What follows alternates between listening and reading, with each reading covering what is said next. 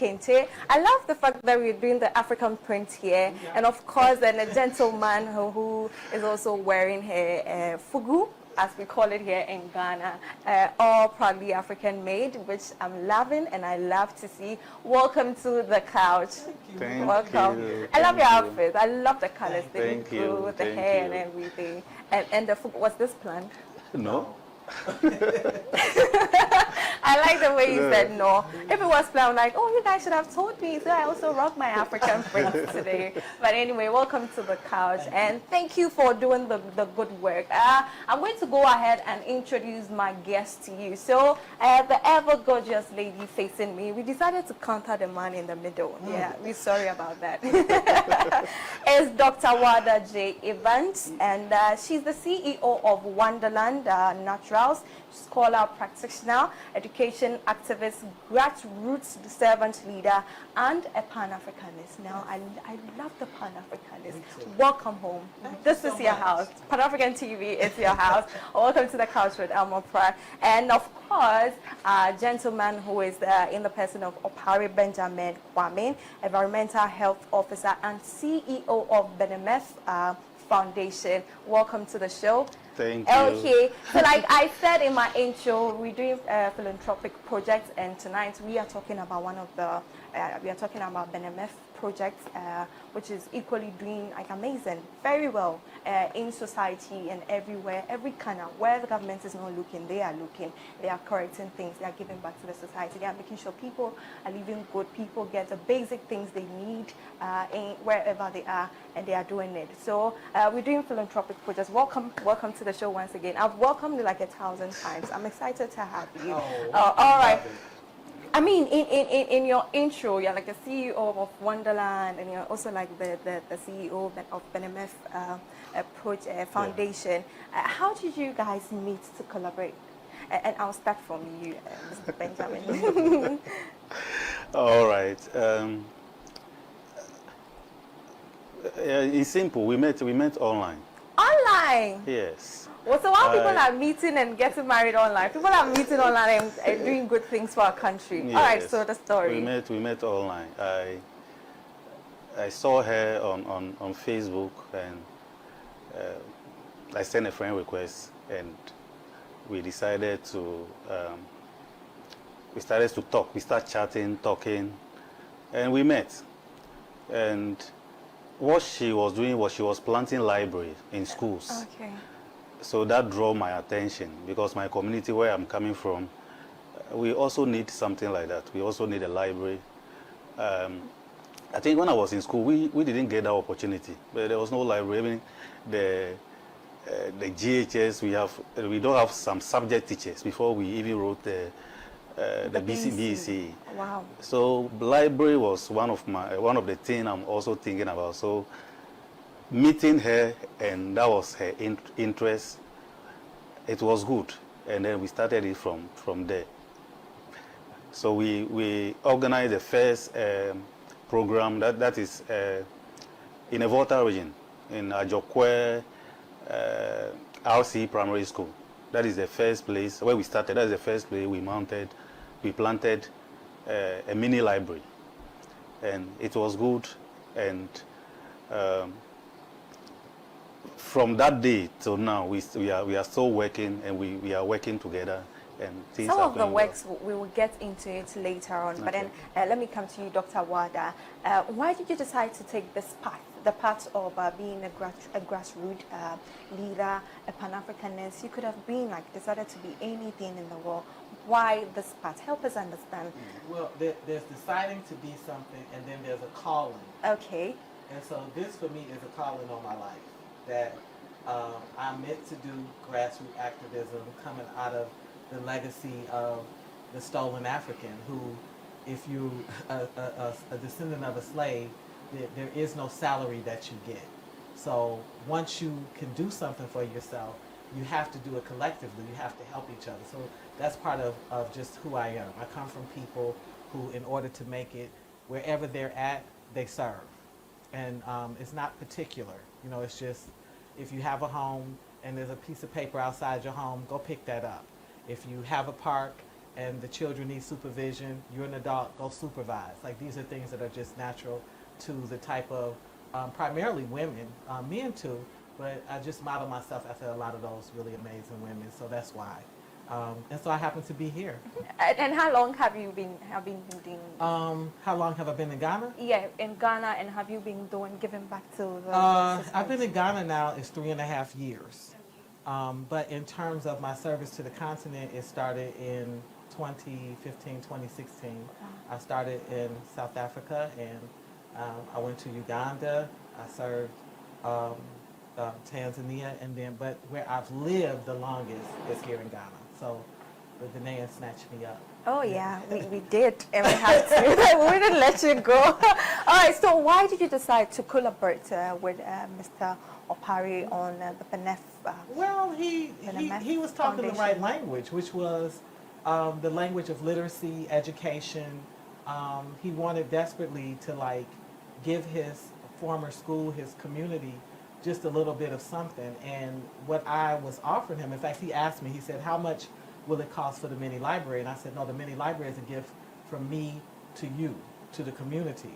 What your obligation is to get me a space, is to make sure that the adults that we leave it with will take care of it, and that they will train the students to not to destroy their books, but rather select your books, read them, put them back, and then when I come back in a year, if the books are still intact, then what I add is another 100 books. I always start the books at 100. They're primarily Afrocentric books, African black authors, or the subjects are about blackness. The images are black because it's my opinion that our self-esteem is low. And we're the original man, we're original writers, but we don't often read ourselves. We're reading outside of ourselves. So there, that, and he respected that concept, because some people push and they want other things. And I told him my library has to start that way. So it was easy to collaborate with him because he respected, the concept. And so yeah, I add phonics, I add things that help you with, math skills, even financial literacy. But the core of it is celebrating the authors throughout the continent as well as the diaspora. So that, here you are in Ghana, a Ghanaian should read the writings of a South African. A South African should read the writings of someone from Mali. You understand? Like, we are writing all over, and we're not celebrating ourselves. And so and he liked that. Oh, that's great. So, how long has the BNF Foundation been in existence? Oh, 5 years now. 5 years. 5 years. And share with us your was the first project the library you built for the Volta region? No. Tell us the first project, how it all began. Yeah, it began with beekeeping project that was in the Volta region, Peki. And this beekeeping project is for women that are poor, women that are not doing anything. And honey is now expensive, so it's a good project, and it's going to lift a lot of burden on the women over there. So we call people from the agric office to train them, and we're able to provide them with the beehives, and then with all the necessary equipment that they need to start, we were able to give them each. And some even went, it's not only the beekeeping, we have grass cutter railing too. So the grass cutter railing, we provide them with the grass cutter cage, a mill, and a field grass cutter. And they are doing well. Yeah. Those are the two projects. And then another project after that one was a career fair. The career fair, high school in the Volta region, that is Peki. So one time I decided to go to the primary school. So I'm there to ask the people, like, what do you want to become in future? Okay. Somebody will tell you, I wanted to become a doctor. And you ask, so if you want to become a doctor, what do you think is the course or the program that you can offer in the senior high to become, that will lead you to that dream? The person can tell you visual arts. And we asked so many people, we had different responses. That lead to the career fair. So the career fair, we invited a doctor. So the doctor would tell the student or the people how you become a doctor. We invited a lawyer, and that was it. Doctor, So, were you there with the career No, fair? I did not know this gentleman then. Oh, okay, so it's new to you. It's the first time hearing the career. This collaboration will make a year August 1st. We're coming up on the first year anniversary for our collaborative efforts. So everything else is been this before me. It's everything else is him. But my next question is, how do you find these people to help? How do you get to know the problems of a community? How do you know that this is what I'm supposed to do for these people? How do you scout for the people you work with? I'll do that with Dr. Well, this is something that we share in common. We both are Golden Hearts. And the thing about Golden Hearts is that they're naturally givers. We have to be careful with that gift because people will, beg and take advantage and do too much. But in general, both of us have the ability to just be minding our own business, and the problem will emerge or people will come to us. I use a lot of discernment to decide which projects I'm picking up and which ones I'm not, because a lot of times people are practicing learned helplessness. They actually can solve their own problem.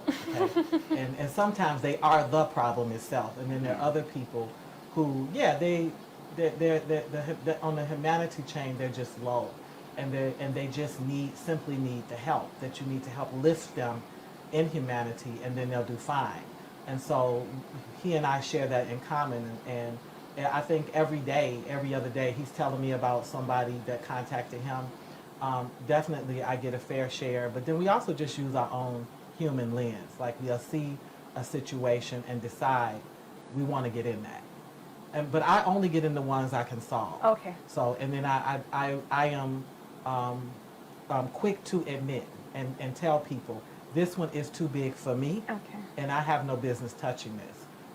We both are careful not to judge, because some of it, like you almost get frustrated and you're almost mad at people for how far they've fallen. How do you detect that? I mean, this project is too big for me, this one I can't help. How do you detect that? How do you know the difference? Well, I had somebody contact me about cephalitis. A young man, a baby, like a toddler with cephalitis. That's where that head is real big. Yeah. And most children that have cephalitis don't make it past 4 or 5 because of the size of the head and being able to control it with the neck. And the truth is that's too big for me. I usually will direct them to Doctors Without Borders, or there's a couple of organizations that work with medical issues. You all even have a mercy ship that comes like once a year that will service people for free if you go. But no, that's way too big. So all I can give you is professional advice and wisdom. But other things like needing a wheelchair, needing walking stick, that's within my wheelhouse. I can handle that, because even if you just go to your community one, you can see them along the side of the road. You take someone that's an expert on testing them and making sure that they're safe, or you link with an organization that gives them out, and you're the go-between for them, making sure they're distributed.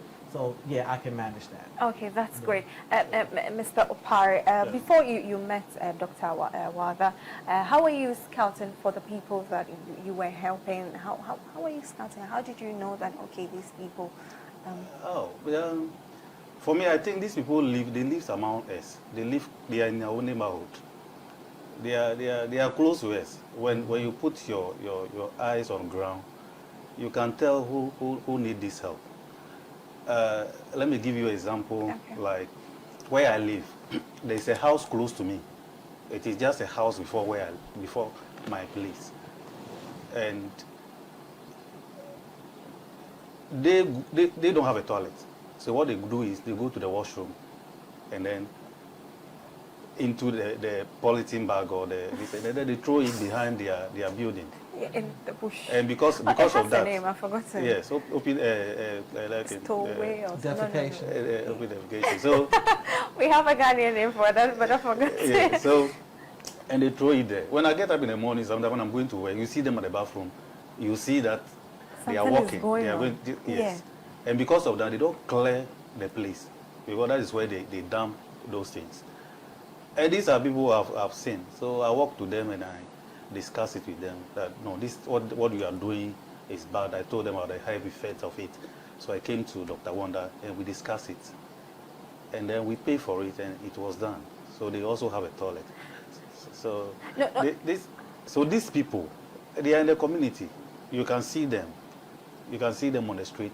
They are in the community. But apart from that, people do contact. Okay. Before I get up in the morning, Oh my God. two people, three people, sometimes calls, if no, messenger, Facebook, WhatsApp, yeah, they come. Some comes themselves. But I want to ask this question. Do you just get up to, like, for the example you made, you saw that people need toilets in the community and you built it for you. Did you just get up to just start a project, or you go through a process? You go through a process, you need to consult the chief, you need to ask permission for these. Like, is there a process, or you just go ahead and do what you feel like the community need? It's a combination. We have done longer tours. Like sometimes we'll do a tour, okay, where we're doing sanitation, mercy ministry, education, and something else. You understand? So we're going to be in that space for maybe a week. In which case, yeah, we definitely consult the leadership, go and see them, and take care of our, our respect, whether it's, the traditional means or whatever they're requesting from us. But other times, yeah, we it's not that we're buffalo, like we're running over anyone. Is that they don't matter. If a school contacts us and they say we have one child here, this one, can't walk. They have bad sight and bad feet. Yeah, we can just manage that for that small project. But others, yeah, it does require that we follow the pecking order and show respect and get a blessing so that we can move about that space with peace and support. So you need to seek for blessings for others, but for some, you just have to go ahead and do it. What are some of the stakeholders you've worked with so far so good? Are you trying to say that? I said I'm throwing it back. I'm throwing it back. She's throwing it back to you, so we are all throwing it to you. For now, we are not having any big churches or organization that is supporting us. No. It's true, Dr. Wanda, and then some individuals that we know, they do support our projects. Wow. And he knows I don't. He's the NGO, and I partner with his NGO. I'm not on the board. I'm not a trustee. I'm not the president, vice president, any of that. I'm just his partner. I prefer to stay a free agent because and he's primarily who I'm anchored to. But I want to work with other people, other projects that he may not want to work with. Okay. And then I'm not a continental African. I'm not Ghanaian. So I don't have any specific allegiance to any tribe, any region. And it gives me the flexibility to have helped many. So like the mini library, it's in Timber Newtown, it's one in Lilonia, it's one in the Volta region, it's one in Palm, you understand? And technically, when you start doing outreach, if you bring in good to the community, they want to hold you, they want to hoard you, you're ours. Yeah. I don't want to be theirs. I want the flexibility that someone way in the eastern region is in some dark spot and just happens to hear about the work and says, Doc, can you get to us? Will you help us? This is what we need. And if I can do it, I want to do that without people feeling like I'm picking favorites or I'm stepping on anybody's toes. It's just another human being reaching out to another human being. And so that's the other reason why our collaboration works well, because he gives me that space to do that. Oh, okay. So what are some of the things you've done? I've heard you've built a toilet facility for, you did something for women, for bee, honey, and all of those things. What are some of the projects that you the list, we got a scroll. I mean, we want to know some of the projects you've worked on. You give us some, Doctor. Yes. Doctor also give us. Pick your favorites. Pick your favorites, so Doctor can tell us her favorites as well. We for some time now we've been distributing wheelchairs Okay. to people, the disabled, like people who cannot walk, and the toilet project. Which is massive. Yes, which is massive. The wheelchair project. One time I went to a program in the Volta region. That was in Hope, and I met this man having this locally something like a chair. They put 4 tires at the down, and they were pushing him. So I stopped by, and I talked to him, and we promised that we'll come and give him a wheelchair, and we delivered. So basically, those are some of the programs that we did so far. Doctor, what are some of your favorite? We have pictures that will be scrolling, and or will be showcasing on the my screen. absolute favorite that I felt stretched my creativity, because that's one of the things he allows me to be, is that we did a sip and paint with the chief and the elders out in Pecky. Okay, so you would think that our seniors wouldn't want to sit and paint in front of a canvas and learn, but they had a hoot. They had a good time. All of the art that they created was so amazing. They enjoyed it greatly. And I just appreciated us recognizing that not only children need to enjoy fresh recreation and have good new experiences, but our elders do too. They get bored, and the days get long for them, and the weeks get long, and they're in a season where they're going to a lot of funerals. Well, how do we give them some extra joy? Okay. I like that. I liked our widows' tea. We put together a tea party for the widows, and we called them together, and it was a spectacular tea party. So they had not only their choice of teas, precase, hibiscus, soursop, In fact, local listen, teas. they like the tea so much. I had them in little jars. They stole my jar. At the end, they just pocketed it. So we have different bread for that. That's Ghana. Oh, is that Ghana? Because I looked and I was like, I think they're stealing the tea. So I just let it go. I laughed at them. I said, okay. And so what that taught me was, don't give them your special jars. Have a special container so that they can go off with it. But it was, I loved it. Because it meant that they liked it. Yeah, it meant that they liked it. And then I encouraged him to select the top tier students of the school, so that the youth have something to aspire towards. And so he was like, okay, cool. So I said, now I'm gonna ask you, because Benjamin's kind of reserved, and I said, I want you to pass out their certificates. We had each 10 students their certificate with their name, and we had it framed, and we gave it to them. And so this was not only a special moment for the youth, but it was a special moment for their family. Growing up in the inner city, one thing that I learned is, because we deal with death, we deal with a lot of drive-by shootings and killings of our youth, right? Yeah. Well, sometimes with young people, the only award they ever received in life was in grammar school. It was in their earlier stages. And you would be surprised that means so much to them, because the rest of their life has been just violence and turmoil and confusion, where they at least have that memory. And sometimes it inspires them to, at an older age, say, you know what, let me put down some of these vices and go back to school. Let me try again, because I was a winner that year. I remember being a winner. And so, and I got him to do that. And so I love that moment. One, seeing him come back, he's part of that alma mater, having that person come back and give to them and stand before them, and then it also guaranteed that their names were read correctly. Oh, wow. Okay? Yeah. Pronounced correctly. Pronounced correctly. Yeah. Great, good things, like good stuff happening. But all of this, I'm sure there are challenges we face when we are embarking on all of these things. What are some of the challenges that you face trying to give back to society? Doctor. Well, I have to sing it. Money, money, money, money.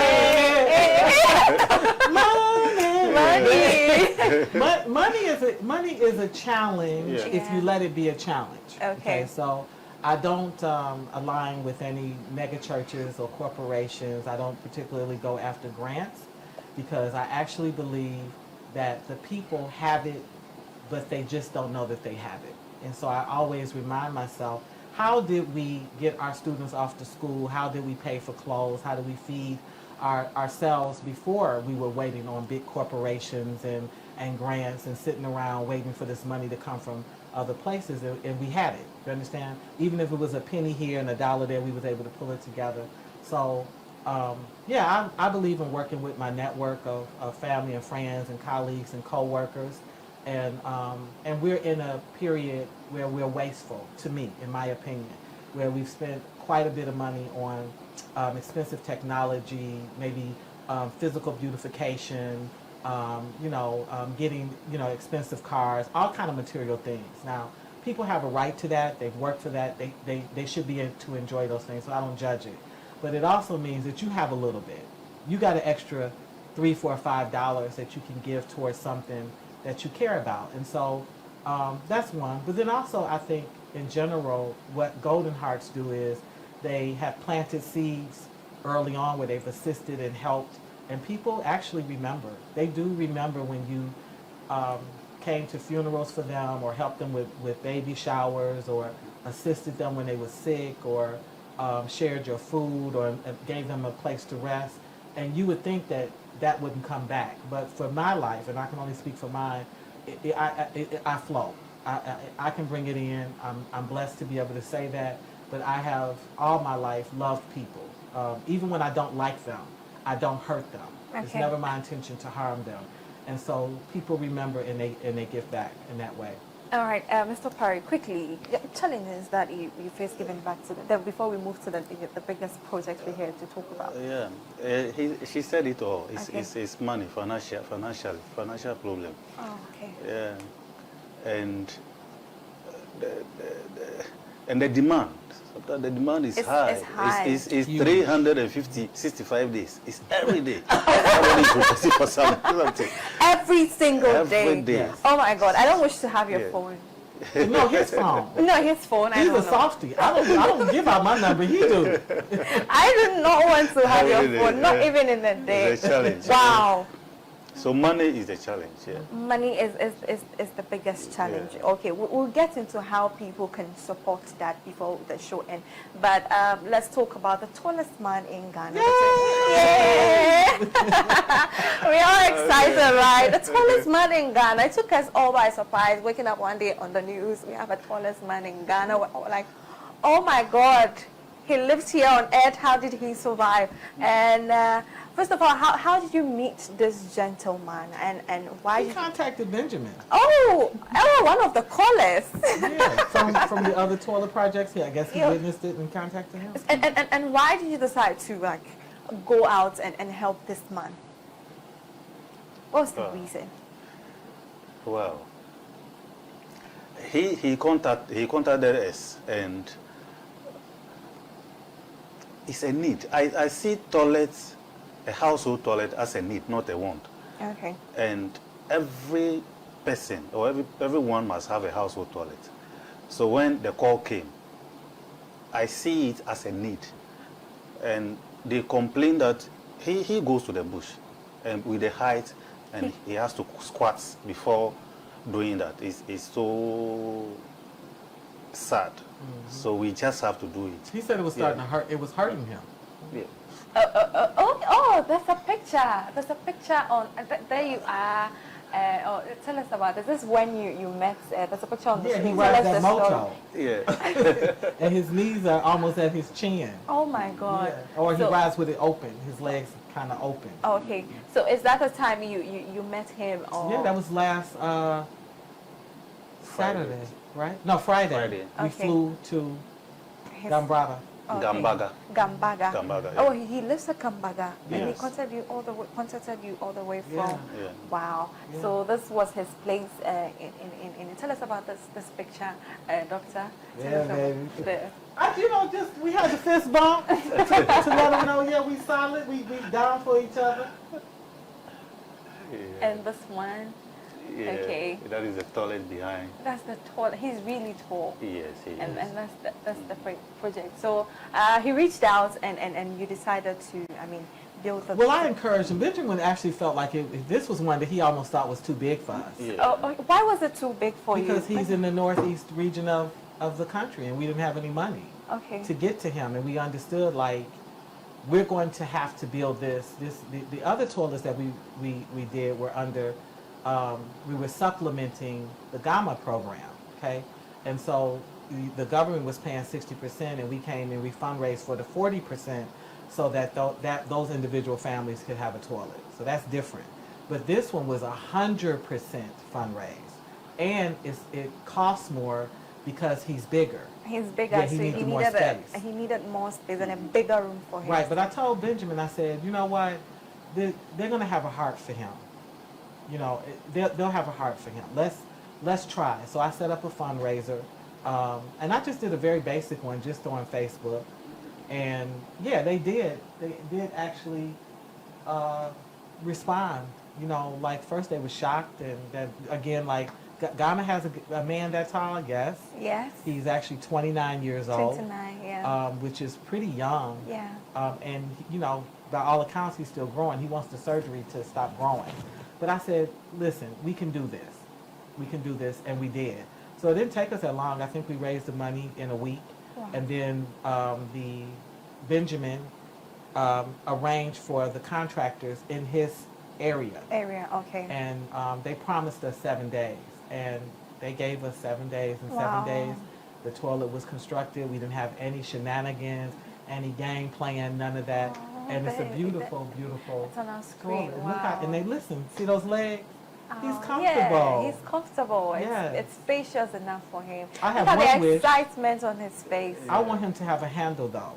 I told you know how with seniors they have a handle, because when it's time for him to get up, he's still Few pains. a little bit of knee stuff. But yeah, he told us he loved it. Good work. He Good loved work. it. We love it. Yay! This is what we like to see in our community. And But he's your congratulations. national treasure. Yeah. Do you understand Yes. that? Like, yeah, Yes. he's important to. I mean, you know, most countries take it. They celebrate their national Yeah. treasures, Yes. and he just happens to be Ghana. So we said, all the more he should have a toilet. Why should your national treasure that people will come and take pictures with him And just go, and that yeah, would and be just it. go and not care. Yeah, like that is beautiful. It is interesting as it is. It brings on physical challenges that none of us want. You know, it's one thing to be short and squat, but to come from 9'6" to squat, because that's what he's, you know, estimated to his height is 9'6". Wow. And so, yeah, that's a lot. That's a and, lot. And then he seems to have some sort of wound. I believe he's diabetic. Oh, my and he has a God. wound that's not quite healing. That's why Healing. he was late coming to us, and he's kind of sore talking to us because he has to have it cleaned every day. Yeah, he has the hump in his back. Wow. So I don't think the hump, he didn't describe to us the hump bothering him, but it seems like he could do with some sort of therapeutic massage and treatment. I don't know what that is, so I can't say. But that foot is a problem.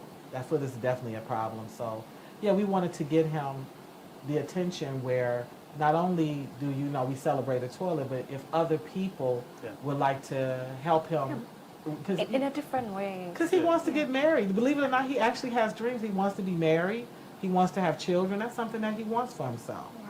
Yeah, and he was a very warm human being, very kind, very patient with us. Because even he had just got back from the doctor and he was aching, and he still graciously took the pictures. Because you know, you're like me. You're a woman. You know, Yeah. when we're in pain. No. No, we're not Don't taking come pictures. close to me. Right. Just stay Just far go away ahead. from us. Right, So, and yeah. he grimaced through it, and then he told us, he said, you know, I'm getting tired. And we said, okay. Okay, relax. Good job. That's Thank you. lovely. Thank That's you. lovely. Now, one of the biggest challenge is finances. If somebody wants to help you, donate to you, support the project, the foundation, everything that you're doing, how do they contribute to this project? And Well, the he has a project? blessing. A beautiful woman named Blue Arthur helped him have his own cash app. Okay. So Beniniff has one. So tell him about it. Tell us about the cash app. Put it across so that people can cash up you. And it's just Benjamin Foundation. That is Okay. a cash app. You have to spell Beniniff. It has a an interesting. Okay, Benemef is BENEMEF, then foundation. Foundation. Yeah, So that's how you can contribute For that. for- and for- people is it know. only just Cash App, no mobile money? The mobile money, my normal contact, that is 0242 Okay. 248601. That is Benjamin Operate. All right. Okay. All right. And social media. How about social media? You can give your personal one. You can give the foundation social media so that people can. Well, you know follow. what's interesting? I am me on everything. Dr. Wanda Evans-Brewer on YouTube. Okay. Dr. Wanda on TikTok. Dr. Wanda Everywhere. on Everywhere. Facebook. Yeah, I keep it simple. One, I think it cuts down on people pretending to be you or hacking you because they know Yeah. this is her. Yeah. Yeah. So that's how you can find me. How about you? So Benin Foundation everywhere. Everywhere. Benin Foundation on Facebook, on TikTok, YouTube, Instagram, everywhere. Benin Foundation. Benjamin Foundation. So you've had them. You've seen the good work that they are putting out there for people. How far they go just to make people comfortable wherever you are. Building libraries, building toilet facilities, and everything. These are something we should contribute to also help them give back to the society because we can't always all depend on the government to do everything for us. That's why we have people like Yes. this in our community giving back to the society and also helping in their small way. So yes, cash up them. I hope you took the name, cash up them, send them something, like help them so that it can also help the communities because they always come back to us. We are all Ghanaians. Yeah. It benefits all of us. It doesn't benefit them. It doesn't benefit her. It doesn't benefit him. It benefits the people and the people. We are the people. Yeah, we're the humanity, We are the people. So let's all come together and help this foundation and help this cause and project it. And so go follow them, follow the project, and please stop disturbing Mr. Opari and calling them. All right. So thank you so much for coming to the Thank you. couch. We made it to the couch. Yeah, we made it to the couch. This is the couch. I hope you felt comfortable on the yeah. couch. Mr. Opari, I hope you felt comfortable on the couch. I didn't see you relaxing on the couch. Thank you for coming. Thank you so much.